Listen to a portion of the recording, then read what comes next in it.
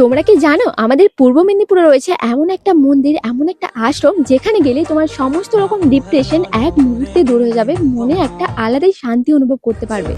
হ্যাঁ, তোমরা একদম ঠিকই শুনেছো, আমি বলছি স্বামী বিবেকানন্দ মিশন আশ্রমের কথা, যেটা রয়েছে হলদিয়া চৈতন্যপুর রামপুর কলেজের ঠিক সামনে। আমাদের মহিষাদল গার্লস কলেজের এক্সাম কিন্তু পড়তো এই রামপুর কলেজেই, আর এই কলেজে এক্সাম দিতে এসেই কিন্তু এই আশ্রম প্রথম দেখা, এই আশ্রমে ঘোরা ও আলাদা ভালো লাগা জন্ম হয়। তারপর কলেজ লাইফ শেষ হওয়ার পর সেরকম ভাবে সময় সুযোগ আর সঙ্গী সাথীর অভাবে এখানে আর আসা হয়নি। কিন্তু সেই দিনটা ছিল দুর্গাপূজার নবমী দিন। আমি আর ভাই মিলে বেরিয়েছিলাম একটু ঠাকুর দেখতে, আর যেহেতু আমরা চৈতন্যপুর এসেছিলাম সেদিন আমরা চলে এসেছিলাম এই আশ্রমে। আর হ্যাঁ, এই আশ্রমের যে গেটটা রয়েছে এটাই কিন্তু জাস্ট দেখার মতো। এই তোমরা বলো তো এটা কোন স্টাইলে বানানো? আর আমার তো এই গেটটা দারুণ লাগে। আর এই যে সাদা কালার দেখতে পাচ্ছ, সাদা কালার মানেই কিন্তু শান্তির প্রতীক।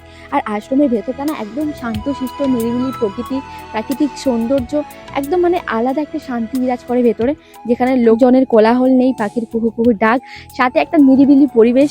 আর সাথে রয়েছে মন্দির, যেই মন্দিরের মধ্যে রয়েছে মা কালী মা, সাথে রাধাকৃষ্ণ, সাথে রয়েছে মহাদেব ও বজরংবলী।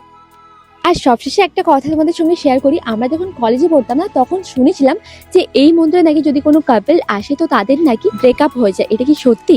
এটা কিন্তু আবারও বলছি আমাদের শোনা কথা, এটা সত্যি কিনা যারা যারা জানো অবশ্যই একবার কমেন্ট করে জানিও। যেহেতু আমরা ভিডিওটা দুর্গাপূজার সময় বানিয়েছিলাম, তোমরা তো সকলেই জানো নবমীর দিন কি বৃষ্টি হয়েছিল, তারপর বৃষ্টি এসে গেছিল আর আমরা চলে এলাম সোজা বাড়ি। তো চলো এখানে ভিডিওটা শেষ, দেখা হচ্ছে নেক্সট কোনো ব্লগে। টাটা।